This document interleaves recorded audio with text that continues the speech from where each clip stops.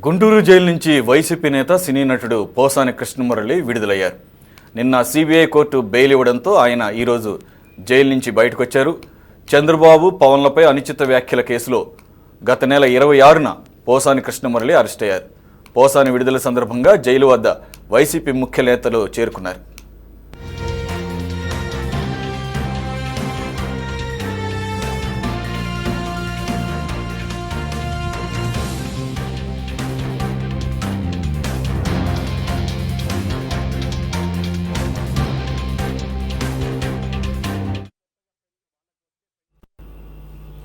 Right, పూర్తి వివరాలు మా కరస్పాండెంట్ ప్రమోద్ కిరణ్ అందిస్తారు.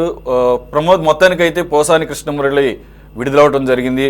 ఆయన మీద దాదాపుగా రాష్ట్రం అంతా కూడా కేసులు నమోదైన నేపథ్యంలో ఇక ఆయన మీద ఎటువంటి పెండింగ్ కేసులు లేనట్లు, అంటే పెండింగ్ కేసులు ఇన్ ద సెన్స్ అన్ని కేసుల్లోనూ ఆయనకి బెయిల్ లభించినట్టేనా? పీటీ వారెంట్ల కింద ఇంకా వేరే పోలీస్ స్టేషన్స్లో నమోదైనటువంటి కేసులకు సంబంధించి మళ్ళీ కస్టడీకి కోరే అవకాశం ఏమైనా కనిపిస్తోందా?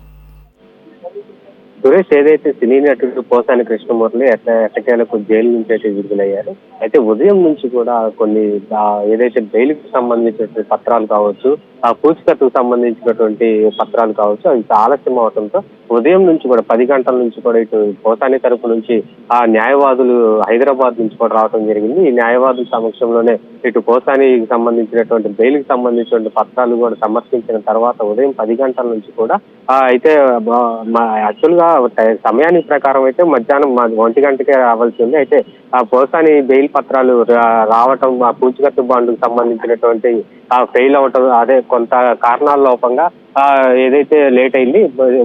ఇప్పుడే కొద్దిసేపటి క్రితమే పోసాని కృష్ణను ఇటు జైలు నుంచి విడుదల కాగానే వెంటనే తన సొంత కారు అయినటువంటి దాంట్లో హైదరాబాద్ కూడా వెళ్ళినట్టయితే సమాచారం. అయితే ఇక నెక్స్ట్ పీటీ వారెంట్లకు సంబంధించి కూడా అయితే బాపట్ల, నగరంపాలెం పోలీస్ స్టేషన్, ఈ 2 పోలీస్ స్టేషన్ కి సంబంధించినటువంటి 2 కేసులు అయితే ఉన్నాయి.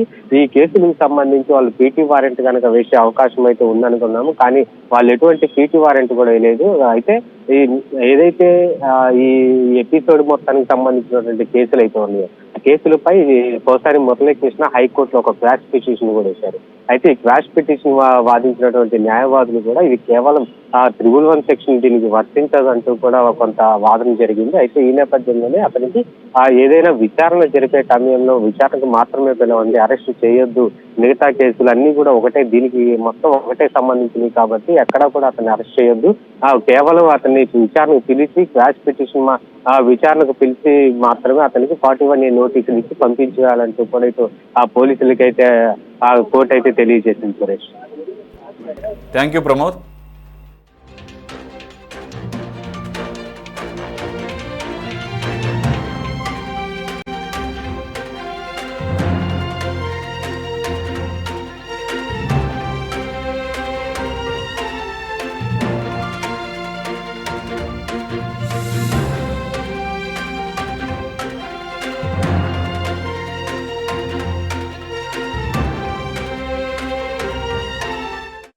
యంత్రాంగం బరి తెగించి వాళ్ళ కూటమి నాయకుల ప్రభుత్వం ఏం చెప్తే అది చేసే విధంగా 311 సెక్షన్ని ఈ రాష్ట్రం అంతా దుర్వినియోగం చేస్తుంది.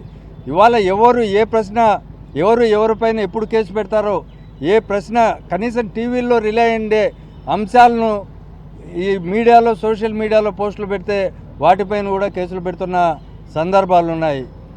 తర్వాత అదే సందర్భంలో ఇక్కడ ఉన్న ఎల్లో మీడియా ముందు ఒక మనిషిని రాజకీయంగా ఒక వ్యక్తులను సమాధి చేసేదానికి వాళ్ళపైన దుష్ప్రచారం చేసి వాళ్ళ క్యారెక్టర్ను అసాసినేట్ చేసి వాళ్ళను దొంగలుగా చిత్రీకరించి ఇవన్నీ చేసిన తర్వాత వెంటనే కేసులు రిజిస్టర్ చేయడం, ఇవన్నీ కూడా ఎప్పుడు ఏ ప్రభుత్వంలో జరగాల, ఇవన్నీ వ్యవస్థలన్నింటినీ సర్వనాశనం చేస్తున్నటువంటి పరిస్థితి. అలాంటి అక్రమ కేసులకు పాపం పోసాని కృష్ణమురళి గారు పోయిన నెల 26 నుంచి ఇవాల్టి వరకు జైల్లో ఉండాల్సిన పరిస్థితి వచ్చింది. వీటన్నిటిపైన కూడా మేము న్యాయబద్ధంగా మేము పోరాటం చేస్తాం. అదేవిధంగా ఈ పోలీసులు రాజ్యాంగబద్ధంగా